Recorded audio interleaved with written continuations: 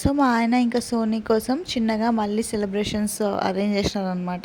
So చిన్న cake తీసుకొచ్చి cut చేపిద్దామని అనుకుండే, gift ఇచ్చే ముందు కేక్ కూడా కట్ చేస్తే బాగుంటుంది కదా అని చెప్పేసి. సో మేము విశాల్ మార్ట్కి వెళ్ళినప్పుడు సోనీ కోసం షాపింగ్ చేసినాం, బర్త్డే షాపింగ్ అని చెప్పేసి అన్నా కదా. ఏం తీసుకున్నాం అనేది వీడియో ఎండింగ్లో రివీల్ అవుతుంది చూడండి. అండ్ తను ఎలా ఫీల్ అయిందో కూడా తన ఎక్స్ప్రెషన్స్ ద్వారా చూడండి. సో ఇక్కడ కేక్ కటింగ్ అయితే అయిపోయింది. సో కేక్ కటింగ్ అయిపోయిన తర్వాత వాళ్ళ అన్నయ్య అయితే సోనీకి గిఫ్ట్ అయితే ఇచ్చినాడు అనమాట. సో చాలా ఎగ్జైటింగ్గా ఓపెన్ చేసింది గిఫ్ట్ ఏముంటుంది అని చెప్పేసి. అయితే సోనీ చాలాసార్లు ఈ టాప్ తీసుకోవాలి అని అనుకునే అనమాట. సో ఫైనల్గా తన కోసం షర్ట్ అయితే తీసుకున్నాం. చాలాసార్లు అనిండే నాతోని ఈ షర్ట్ బాగుంది అని.